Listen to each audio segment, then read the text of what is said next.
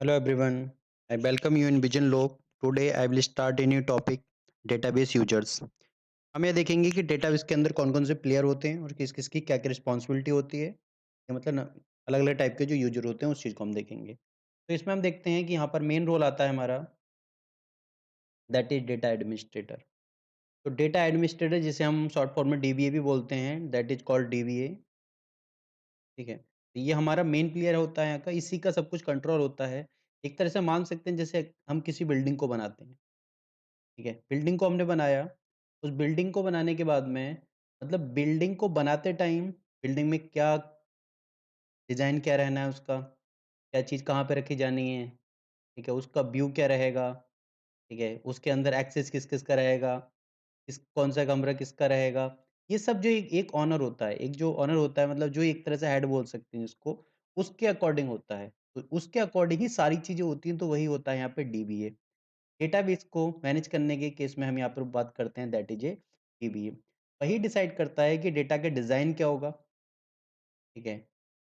वो देखता है डेटा का डिज़ाइन क्या होगा, उस चीज़ को और उस चीज़ को काम कौन करेगा डेटाबेस डिज़ाइनर। डेटाबेस डिज़ाइन उस काम को करेगा यहाँ पर। अगला हम देखते हैं सिस्टम एनालिस्ट, तो इसका लैच वगैरह का काम होता है, लिस्ट वगैरह का। एसक्यूएल क्वेरी क्वेरी वगैरह सबमिट करने का काम होता है।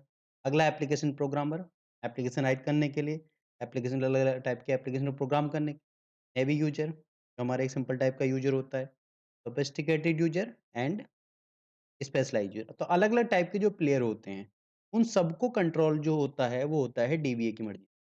डीबीए जो चाहता है मतलब डीबीए के अकॉर्डिंग सब कुछ हमारा कंट्रोल होता है। तो डीबीए ही डिसाइड करता है कि किस टाइप का व्यू रहेगा, क्या सिक्योरिटी रखनी है, किस टाइप से मेंटेनेंस करना है, मतलब सब कुछ डीबीए कंट्रोल में ही रहता है।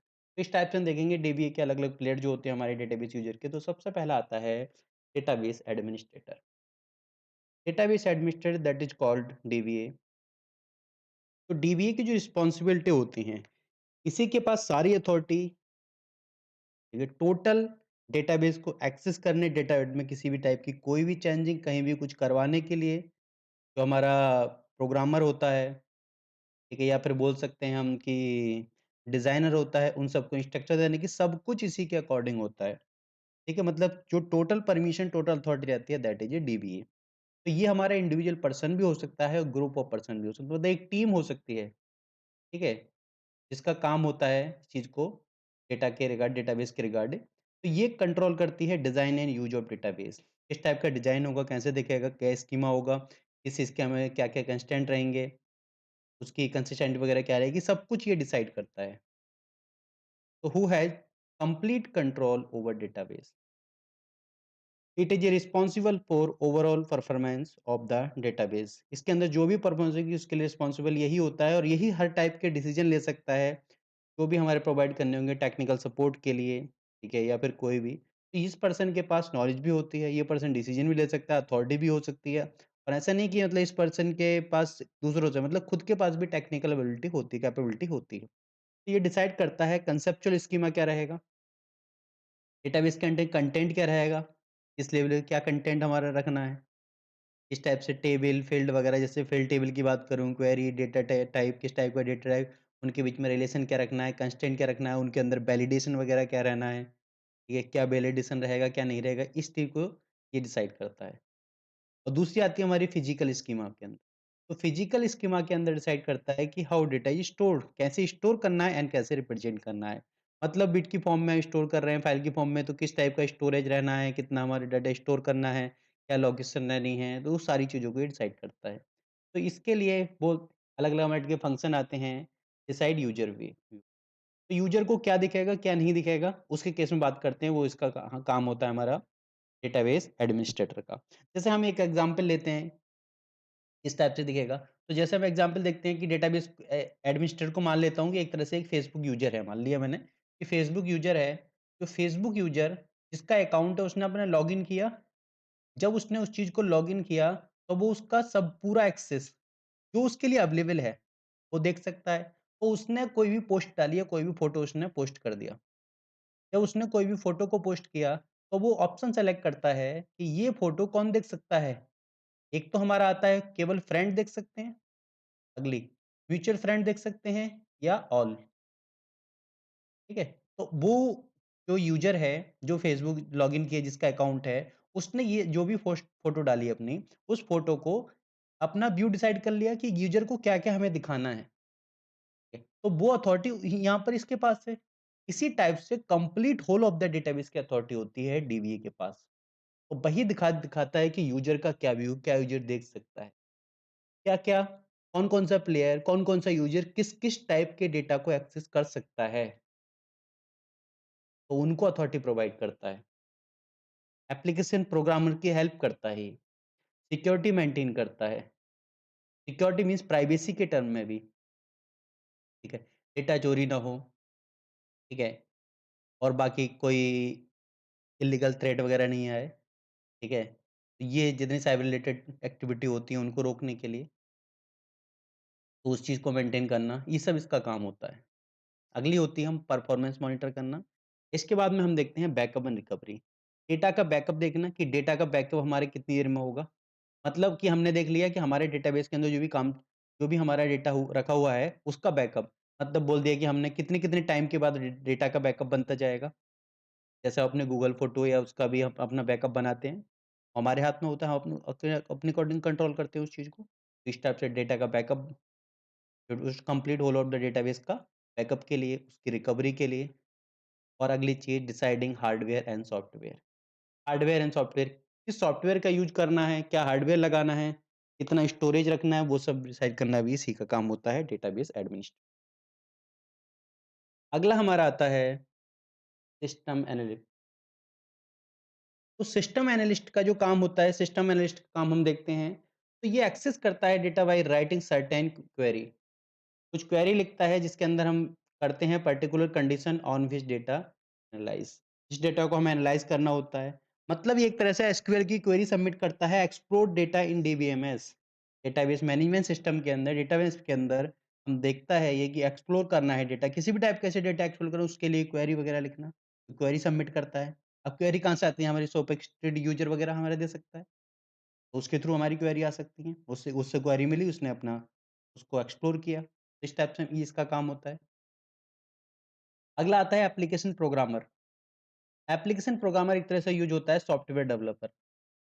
इसका काम होता है कि develop application user interface by handling the knowledge of the programming language. इसके पास अलग-अलग टाइप की प्रोग्रामिंग लैंग्वेज की नॉलेज होती है।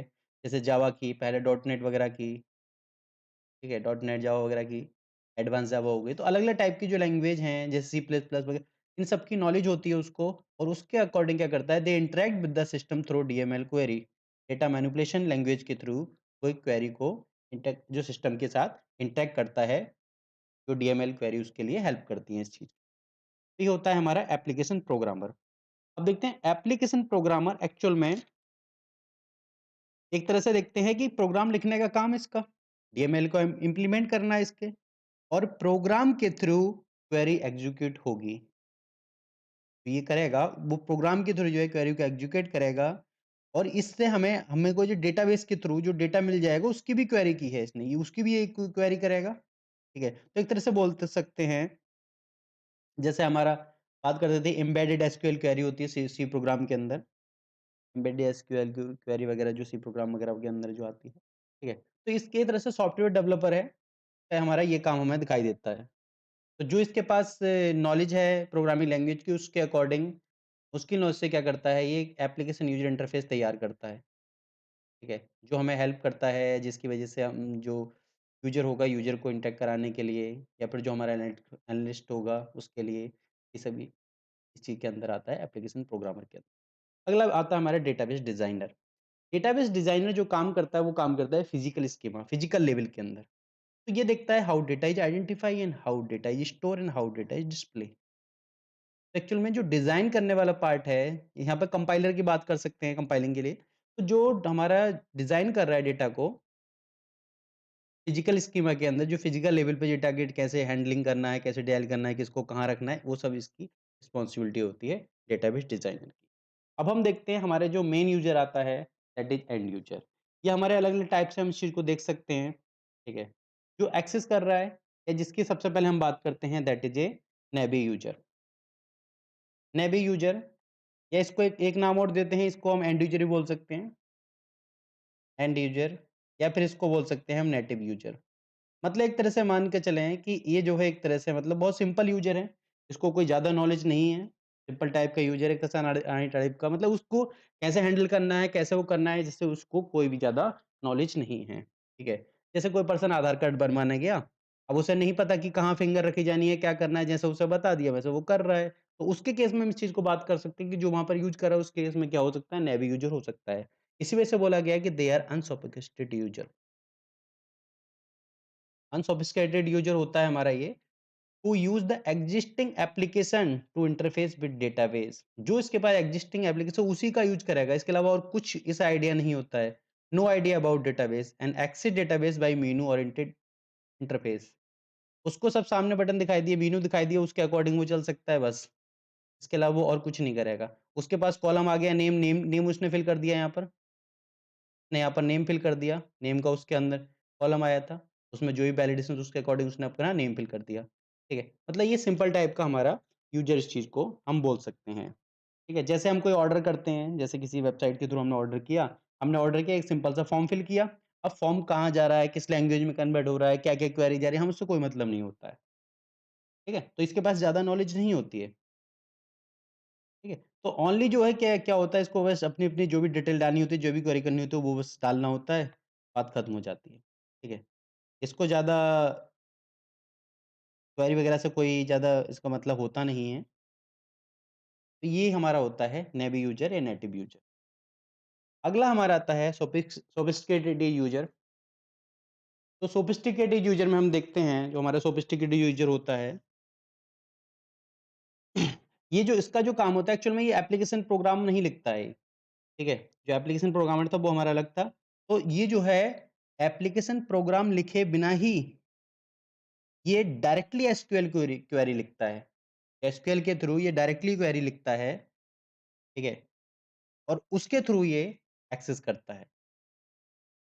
They have idea about database and access database by using query. जो हमारी जो क्वेरी प्रोसेसर है दैट इज एसक्यूएल, उसके थ्रू स्ट्रक्चर क्वेरी लैंग्वेज के थ्रू ये इस चीज को यूज करता है। They interact with the system by writing the SQL query directly through SQL, ठीक है? सीधे स्ट्रक्चर क्वेरी लैंग्वेज थ्रू उसने अपनी जो भी क्वेरी देनी है उसके अकॉर्डिंग उसे जो भी आंसर मिल रहा होगा वो मिल जाएगा, ठीक है?